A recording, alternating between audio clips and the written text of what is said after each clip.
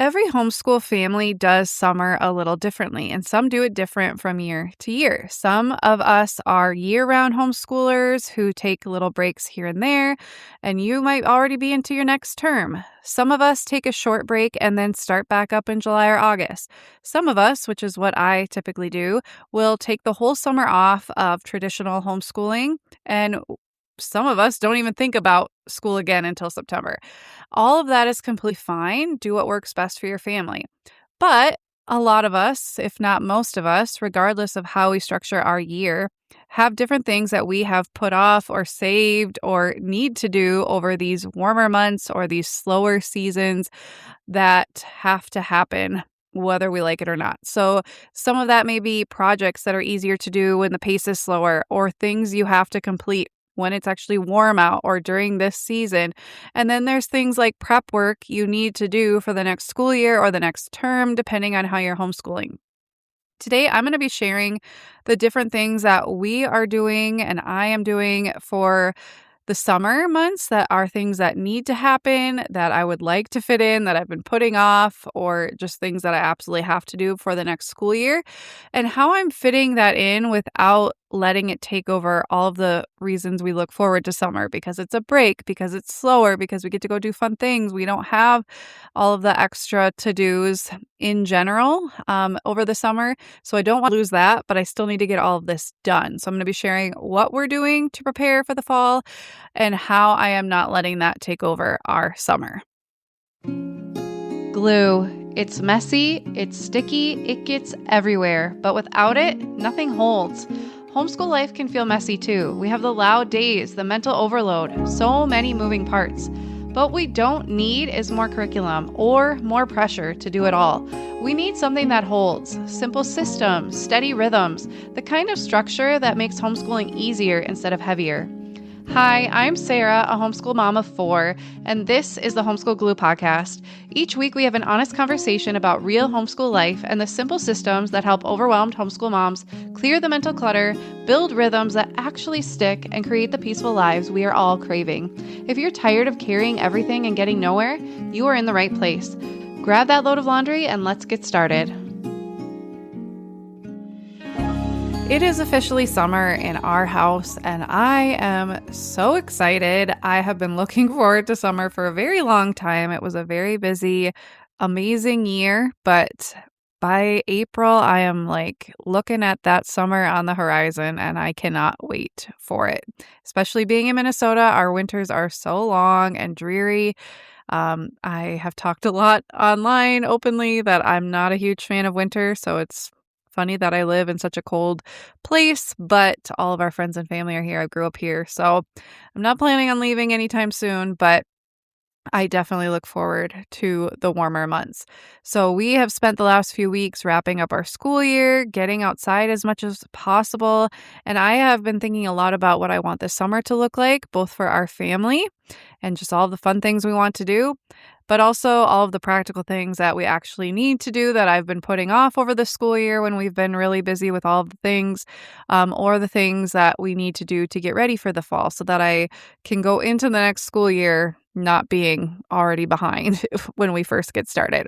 So today I want to share the things I am doing this summer to set us up for a really good school year. And I want to be upfront about something before I get into the list. This sounds like a lot when I read it all back, and I am fully aware of that. But I want to explain at the end how I am thinking about this, because the way I have approached this is very intentional and it's not stressing me out, which is the whole point.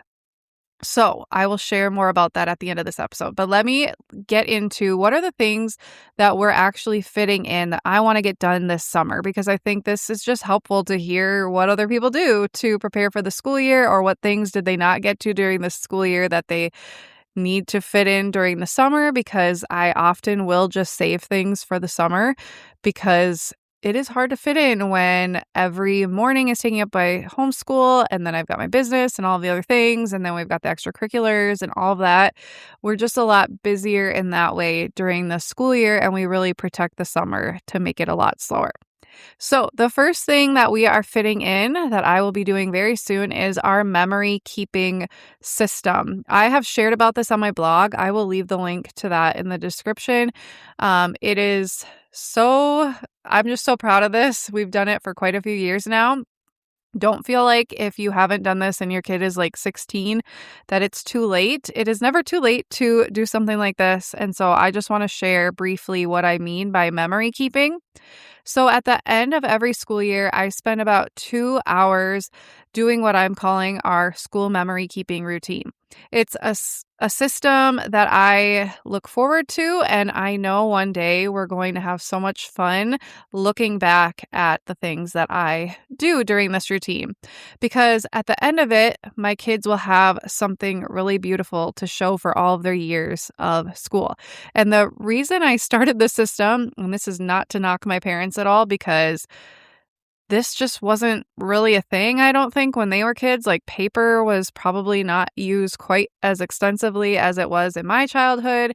And so my parents still, to this day, and this, I guess I'm guilty of not doing my part, but I got to the end of my school years and my parents had quite a few just, storage bins full of projects and papers and all of these things from my, you know, kindergarten through 12th grade years of school. And now they're still in my parents' basement because it's overwhelming to me, if I'm being quite honest. Like, I don't want to go through now and have to decide which things are important. And I know one day I'm going to have to do that. And I'll probably end up just getting rid of most of it, if I'm being honest, because it's very overwhelming to go through that many bins of paper that you feel like is sentimental. But I honestly haven't missed it all these years that I've been out of school, but it just feels very weighty to have to go through it and make a decision about every single thing that we kept over all of those years. And so I didn't want that for my kids.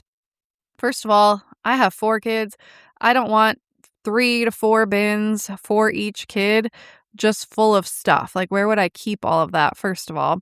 Second of all, I don't want my kids to have to worry about that when they become adults. I want to have created something to just hand them. They can take it, be on their merry way, and all of the decisions have already been made for them. Now it's just like a really beautiful, sentimental thing to look back on. And so that is something I put into place when my oldest was in preschool. Somebody was actually creating these bins. They're hanging file bins that you can do hanging file folders in, and each folder has like a label on it that says preschool year 1, or that says like age 1, age 2, age 3, and then there's preschool year 1, year 2, and kindergarten all the way up through 12th grade. There may even be ones for college.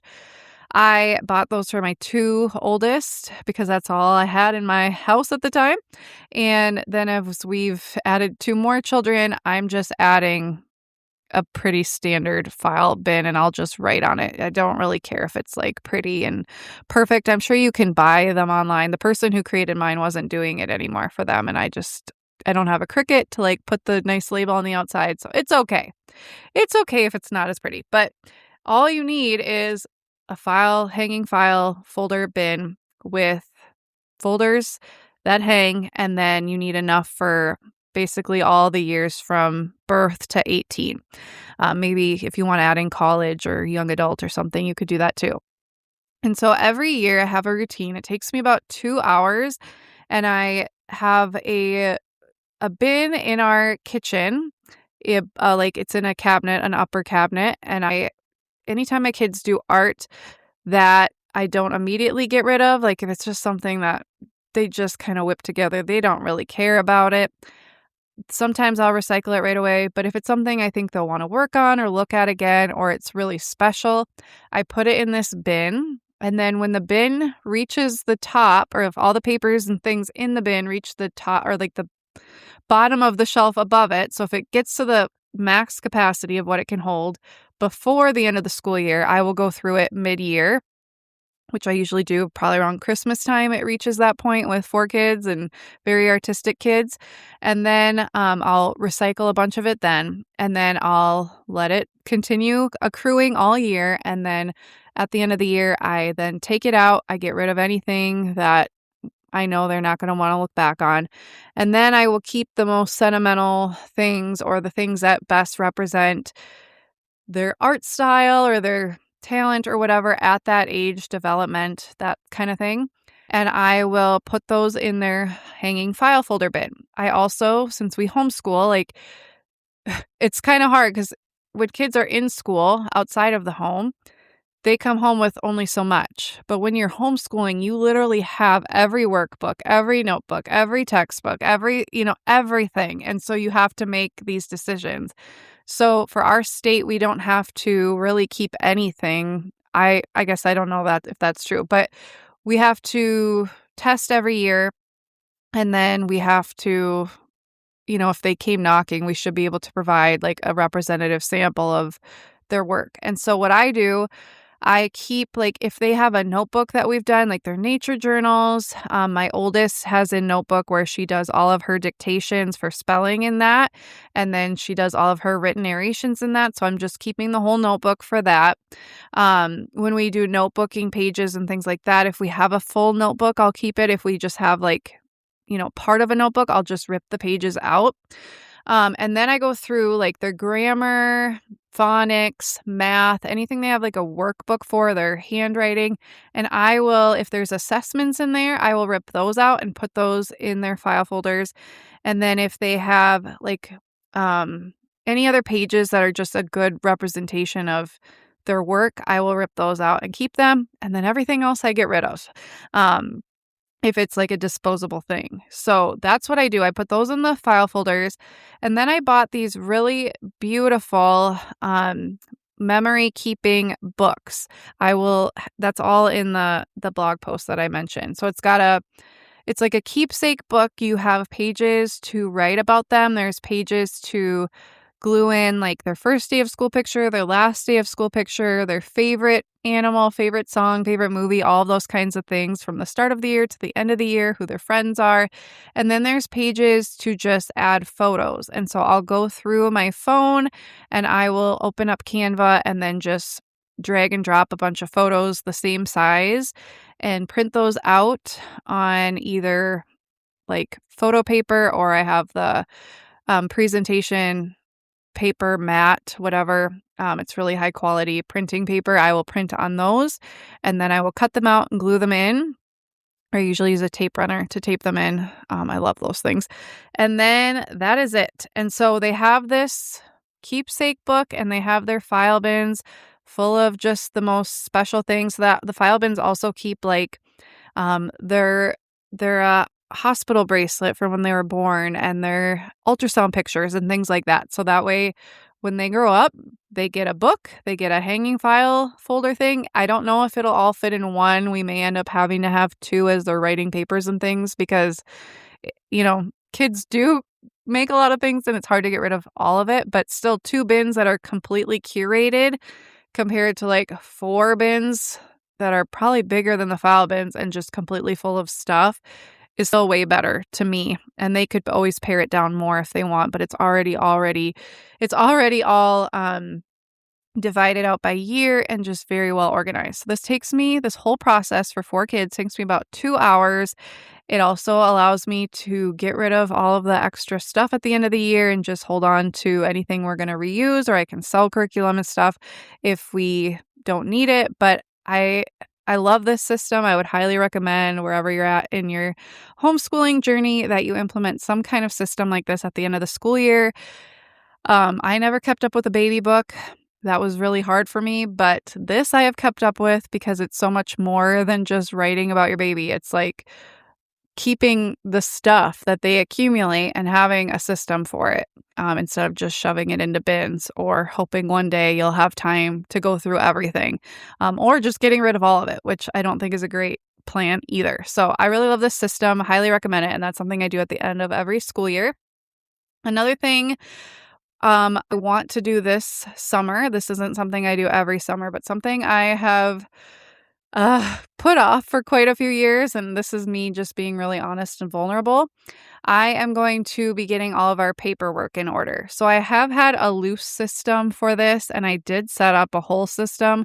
We have the Freedom Filer system, which if you aren't familiar, it's a really awesome I don't even know what you'd call it, but it's basically a way to set up all your files in your house, and they're all pre-labeled, and they have like a whole system for how you move things around and get rid of things over time depending on what type it is, and it's color coded. I just honestly, I set this up when we had one child, and I just have not stayed on top of it. That's just me being totally honest.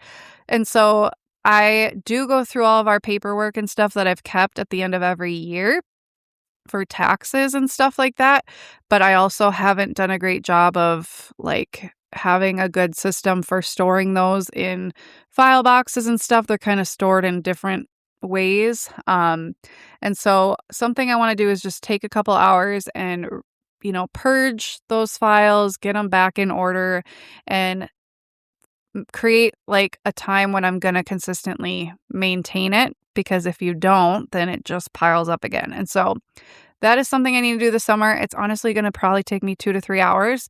So it's not like it's not going to be as huge of a project as it was when I actually put the Freedom Filer system together, but it does take time. And honestly, the reason I haven't done it is just because I don't want to. I just kind of hate doing stuff like that with paperwork. And so I put it off, but I really want to attack that this summer. So I'll be making time for that.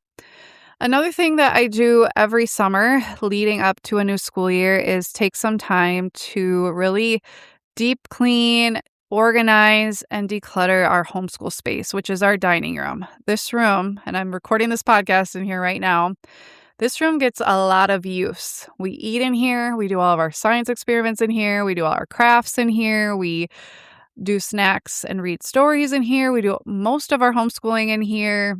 Like, we play card games in here. Like, it is the heart of our home. If you've been on my Instagram, you've seen our brick wall in our fireplace in our dining room. Like, we're in here all the time.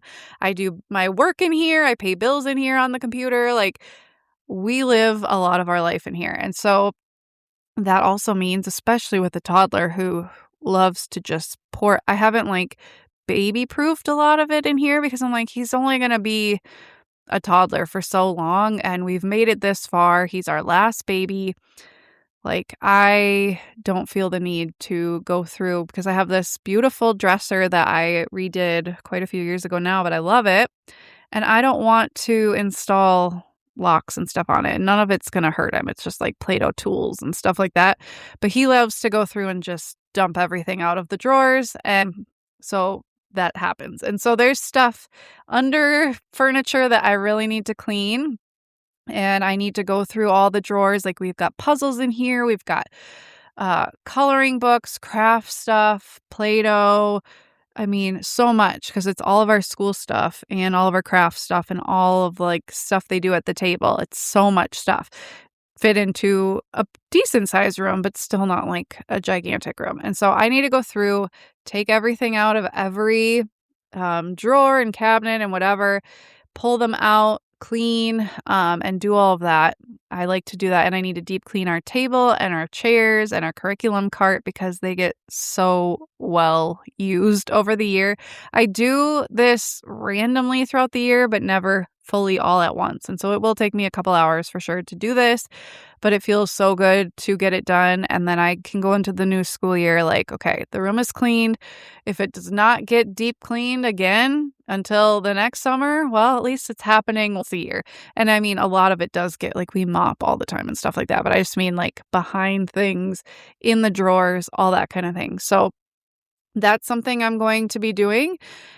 And then another thing that I am going to for sure be doing is ordering any last books and supplies. I've purchased pretty much everything for the new school year, but I am just finalizing things as I, work on some other parts that I'll talk about in this episode. As I'm working through those things in preparation for the new school year, I will sometimes remember things like nature journals and things like that we need to buy. So I'll be doing that in preparation for the new school year. I like to have everything on hand by August, just so that we can really spend that last month like fully enjoying our summer. I'm kind of the opposite of a procrastinator. When I procrastinate on things, or not even procrastinate, like just wait till when it's more needed, I worry about it because then it's something that is looming over me, and so I like to do things as early as possible so I can enjoy my time and not have to have anything looming over me, but that's just me. So I like to have all this done, like the ordering and stuff done as soon as possible so that, I can just look forward to the new school year without anything pressing that I need to do. Another thing that I do over the summer, which is crucial to me not burning out and just makes our school year run so much more smoothly, and that is figuring out our weekly rhythm and building our planners. So this is huge. I've talked about this in other episodes. I have a whole podcast episode about the weekly rhythm and why I do this and how I do it. So I will uh, navigate you to that episode if you want to learn more about it, because I'm not going to go into it all right now. But basically, once I have finalized our curriculum, I've purchased everything, I will sit down and I will map out our weekly rhythm. So if you're interested in what we're using for next year, I also have a whole episode about that. I'll include in the show notes, but I will sit down with everything. And I think it's really important you actually sit down with the stuff you're using so you can look at it. I blend Ambleside Online and Simply Charlotte Mason, and so I do follow the AO schedule for some of the readings, but also I sometimes move them around, or sometimes I'll look at the books and go, wow, those are really long. Like maybe they're having them read 3 chapters, and that just seems like a lot. I might spread it out. I might, if it's shorter chapters, I might do more per week than what they say. And so I like to have everything to actually physically look at so that I can make decisions about how our family actually works and not just what a schedule says that we're supposed to do. Because if I can't actually implement what they say, then it's not worth following their schedule. I'll do my own schedule. So I'll sit down and I plan out exactly what we're doing every single week. And then I make our planners. I do a teacher planner for myself and I do student planners for my kids. I did this last year and it works really well. I can put in what our composer, our hymn, our folk song, all of our readings for the week. And we stuck to that. Like there were some weeks we moved things around. But for the most part, we were able to follow it and it worked really, really well. I have those in my shop. If you guys are interested, I will link those in the show notes as well. But doing this saves me so much time during the school year. Literally planning for me on a weekly basis takes 5 minutes. I just have to see if there's anything I need to move to different days than what we typically do it. Like if we have a doctor's appointment or something like that, or if a kid was sick the week before and we had to move something. That's all I have to do, but I already have a plan for what day we're doing which subjects, and then I've already planned out what readings and what lessons we're doing every single week, or which subjects like math where we literally just turn the page and we don't necessarily assign certain lesson numbers per week. We just continue on where we're at, but I already have that all planned out at the start of the year because I take some time over the summer to plan it all out. So a few hours in the summer saves me so many more hours and lots of my sanity in the school year. So I highly recommend doing that. And I just love it. I think it's fun to dream about the new school year and it kind of like romanticizes it because you're really spending time looking at everything and getting excited about it. And then another thing I do is I take some time to print and bind everything that needs to be printed and bound for the year. So I do print my own stuff, like any of my resources that we use, like our morning menus, the planners. When I've done, we have our daily riches that I created that I do. I just print those myself. I do work with Humble Heart Press. So if you do buy anything from me and you want it printed, you can get it done that way, or you can print it yourself, of course, or take it somewhere else. But I print those myself, just on our Epson EcoTank, and I've had a much less expensive printer in the past that I've used as well. And so I print and bind. I can leave a link to our printer and our binder as well if you guys are interested. I just like doing it at home. It saves me money and time, and I can get it done quickly. And so I print all of that stuff. I print our handwriting books. I I buy the ebook from The Good and the Beautiful, and then I can print it out for all of my kids. I just buy it once and then I can print it out. And then this year I purchased Simply Charlotte Mason's old geography program. They just switched everything to a new program, but I bought their visits to the Middle East that we'll be using for geography.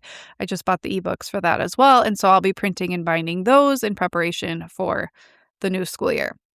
Another thing I'm doing this year that I'm excited about, that I haven't done before, is create free read book bins for each of my kids. So, or each of my older kids anyway. So we do silent reading every day. We started that at the beginning of this last school year, and we do, after I lay our toddler down for his nap, we read for about 20 minutes, and we just sit on the couch and we cuddle up and we read. My two older girls read independently. My 5-year-old does not yet, but I have a feeling pretty soon, by the end of next school year, she probably will be reading a lot more on her own as we are really diving into phonics. And so she mainly just will look at books around us, but very soon she will be reading. She could read Bob books or Frog and Toad and things like that as she's starting to learn to read. And then once she's off to the races, I have a whole slew of books that I'll be reading with her. I actually made a reel of my favorite series for 4 to 6-year-olds to read as read alouds, but also for them to use as their first chapter books. I will link that in the show notes as well, because I'm going to be reading the first book of a lot of those series to her next year for school. And then as she's able to read, she'll have already read the first book of most of these series. And so hopefully it'll pique her interest and she'll want to keep reading the rest of the books of some of the series. And that will be her first chapter book. So I will be taking, I have 20 different books that I decide on for my oldest and my second daughter. So we have an 11-year-old and an 8-year-old. They're going into year 6 and year 3. So I have 20 different books that I print out in their student planners. That's part of the student planners that I offer. It's a Canva template. So there's a place to put 20 different books. And so I pulled some books off the shelves and then I ordered some books, and those will be the books that they get to pick from for silent reading. So that'll be free read time. And I plan to do it where when they read one of those books, then they can pick a book of their own. But we'll see, because I want them to read a lot of the books that I picked. Not all. I mean, they won't probably read all 20, but read a lot of them. And I get those books from the AO free reads list. Some of them are just AO books that we aren't going to fit into our day. And some of them are from the Simply Charlotte Mason list. And some are just books that I want them to read. And so I'm going to have a book bin for each girl, and so that they have books to choose from for silent reading time. So I'll be putting those together this summer and figuring out where I'm going to keep them. Another thing that I want to fit into the summer that is not necessarily in preparation for the school year, but it kind of is, and I'll explain why, is nature journaling. So we do nature journal over the school year, but like I said, we live in Minnesota. So going outside and observing nature in the winter, there's just a lot less nature to observe. Everything's like hibernating, birds have flown south. There's like very little happening with the plants. It's a lot of snow and not a lot else. And so, yes, there are still things to observe, but trying to find new things every year and whatnot is just hard. And so I like to save most of our nature journaling for the summer, when every time we go out, there's new things, there's new birds. We discover snapping turtles in our yard, which keeps happening. Side note, we can observe the crabapple trees in the spring, and then a few weeks later, all of the petals are gone, but now they all have leaves, and then we can watch the colors change in the fall and all of those things. And so we like to nature journal every week in the summer, if not more often. And so that way over the school year, if we go outside and we're like, I don't know, it all looks the same, like we're just not inspired by it, we have still done so much over the summer that I don't have to feel guilty about it. And so that is something we're fitting in this summer. We're planning to do it consistently, probably on Thursdays. Thursdays are kind of like our slow day. And so, and I put together like a little a nature journal caddy that we'll be using, which I'll also have a reel of that I'll put in the show notes. I'm not trying to plug a bazillion things in the show notes, but if you're listening to this and you want a visual for some of these things or to check more information about the things I've mentioned, I will throw the links down in the show notes for you guys. So that's something we're fitting in this summer. Another thing that I've put off, I mean, I do this over the school year too, but there's a few spaces in our home that really could use some love that I haven't had the time or the energy to tackle over the school year. And so I'm fitting that into the summer. Some of them I absolutely have to do. And then I also have a list of just some that if I get to it, great.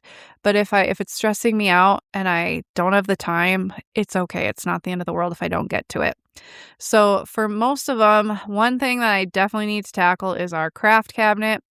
That gets kind of out of control every year, just as, all the kids have birthdays basically over the school year. And so with girls, they get a lot of craft kits and things like that, or we buy things for different art projects. We do the Classy Artist Box that sends us amazing things every month. And so I need a place to store like the paints and the clay and the stuff that they get that we didn't fully use.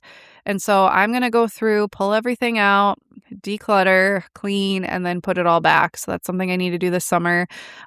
Just makes me feel a lot better having that done before the school year starts.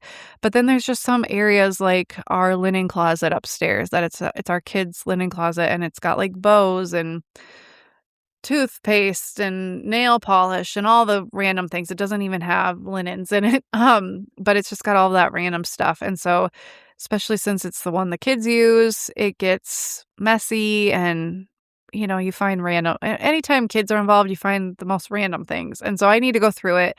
If I get to it this summer, great. If I don't, that's okay. Like if we have a rainy day, I probably will just go tackle it. It's not going to take me a lot of time.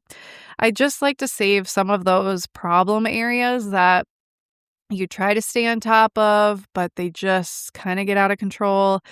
I like to save those for the summer or, the dead of winter when we have, like if it's a snow day and there's nothing to do, I'll do it then. But it's like the fall and the spring are usually very busy. And so it leaves, I like leaving some of these things for the summer if I have the time. And so there's just some other random places in our house. I want to go through all my clothes and declutter and reorganize them because I don't have a lot of storage space in our bedroom. And so it's getting a little out of control. And so just some of those things I like to tackle over the summer. Another thing I definitely want to fit in and have plans to fit in, and that is visiting friends and family. This is definitely intentional and non-negotiable for us. Summer is when we make time to see the people that we don't get to see very often during the school year. I have friends who don't even live that far away, but they're super busy. We're super busy. Our kids are the same ages. And so it's just hard to find time to get together. And so we make sure to get together over the summer. I have regular play dates with local friends. I have one of my best friends who has older kids. She's going to see us a lot over the summer because she's like basically an aunt to my kids, which is beautiful. And so we have a lot more time over the summer to get together. So definitely fitting that in because relationships matter more than any checklist. And this is something that if we don't fit in before the new school year, it's a lot harder to fit in. So it's definitely high up on the list of things that we make sure we fit in over the summer. And then lastly, the number one thing I'm aiming to do this summer is just to have a wonderful time with my family.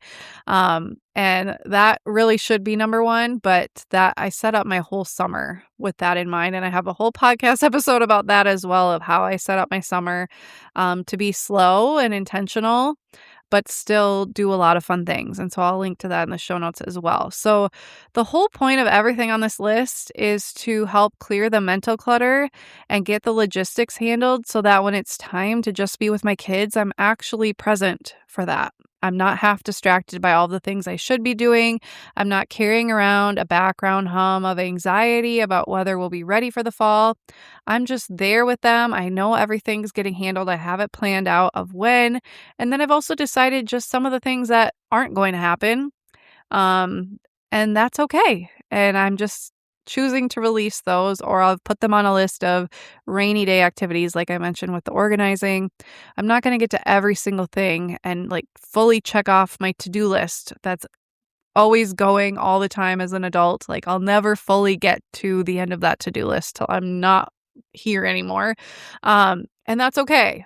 But having a plan for all the things that I for sure want to fit in really helps protect my peace. So the big question is, how am I actually managing all of this? So I know this sounds like a lot that we're doing, and I want to address that because I'm not sharing any of this to stress you out. That's the opposite of the goal of this episode. And I don't want you to feel like you should be doing any of these things at all. Like if you're just trying to enjoy the summer and not fit anything else in, that is okay. Go for it. As long as you have a plan for what you want to do and you set out and you work to achieve that, great. But if you are looking at the fall thinking, oh my gosh, there's so much I need to do, let this be an encouragement to you to decide what you're actually going to do, decide what you're going to say no to, and then make a plan. So this is how I'm approaching it. I have sat down a few times. This wasn't just like a one and done thing. I've sat down a few times and I have assigned each of these things that I'm doing to a specific week of the summer based on what else we have going on. So some weeks we have swimming lessons or VBS or family visits or just a lot of appointments and things. And so I look at those weeks and think, that may not be a good time. Or when they have VBS and I just have my toddler, that may be a great time to get things done. It really just depends. So some weeks are quieter, some weeks are really busy. And so I plan all of these projects around our weeks. So I looked at the whole summer and I've kind of mapped it out. And then I took a realistic look at what I wanted to get done because my list was a lot longer of all the things that I was like, oh, I can't wait till the summer to tackle that. I would love to paint the kitchen that I haven't done for 11 years. And I would love to do this and do that and do the other thing. And then I went and said, okay, which of these are actually essential for my sanity and for our next school year and for our happiness and our peace? And which ones can wait? And so all of the ones that could for sure wait, that I'm like, this absolutely does not have to happen this summer, I just took them completely off my list. And then the ones that I was like, okay, this would make me feel better, but if I can't get it done till the fall, that's okay. Like it's not going to take me a long time, or it's not super pressing. Those are the things that I put on my rainy day list, or maybe we'll get to. So as I'm planning for the week, if I find any pockets of time that I could fit these in, great, but I'm not stressing about it. Because if it starts stressing you out, that's probably a sign that that is something you should fit in. If it's something that you're like, okay, just writing it down on a rainy day list takes away the stress because I know it's written down and I'm going to refer back to it. If that can take away the stress, then you're like, okay, this can wait. I just needed to put it somewhere so that my body can release it and my brain can release it. Then that's kind of a good sign of which things are more pressing and which you can kind of let go for a while. So then I will figure that out and I plan it out. I let things go, and I make my rainy day list. And here's the thing that really makes this all possible, though. I already have systems in place for the day-to-day. So these are all extra things. I am not even including meal planning or laundry or cleaning. We already have systems for those. I already know exactly when they fit into our week. I honestly just don't really think about them a lot because they're handled. They're just routine. To me, it's kind of like when you're driving a car to a destination and you somehow arrive there and you weren't really fully paying attention, but you got there safely. That's what my systems do for my life. I can be present with my kids. I can do extra things, organizing projects, work outside the home, work within the home, like do these things. And I'm not stressed about the cleaning or the cooking or any of that because that's just stuff that I've already made a plan for. So my brain doesn't have to actively think about it on a regular basis. That is something I really want for homeschool moms is for the things that we need to do to still happen, but not to control our peace or not to overtake our life. And so if that's something you need help with, I definitely want to help you with that. I have a whole systems PDF. It's called My Starter Blueprint, and that helps homeschool moms create some of these starting routines and systems that help them take all of these, everyday things that we have to do and all of the chatter in our heads, and it gets it down out of our heads and into a system that over time, as we implement it consistently, it just becomes second nature, and it's not something that we even need to really think about a whole lot. They just happen, like brushing your teeth or whatever, making the bed. If that's something you do regularly, you probably don't have to think about it a lot because it's just part of your routine. That's something I would love to help homeschool moms with. So I created my starter blueprint to really help you get started and know where to begin and how to begin. And so if you are interested in that, it's free. You can go to homeschoolglue.com/start to download it. And you can start implementing it right away. It talks about some of the things I've mentioned in this episode, mostly the weekly rhythm. There's a whole guide to that, plus a place to actually write it all down and figure it out, and an example of mine as well. So you can have that as a reference. So I definitely don't want to just share all of this and leave you hanging. I want to help you actually start implementing. So if that's something you would like to do, just go to homeschoolglue.com/start. But I hope you are enjoying the beginning of the warmer months of the year. And I hope this episode gave you some ideas and just encouraged you that you can fit some extra stuff in the summer, but it doesn't have to completely overtake the peace and the freedom and the fun that you have. You can make it work for you. And then it's okay to let stuff go as well and make it work for you.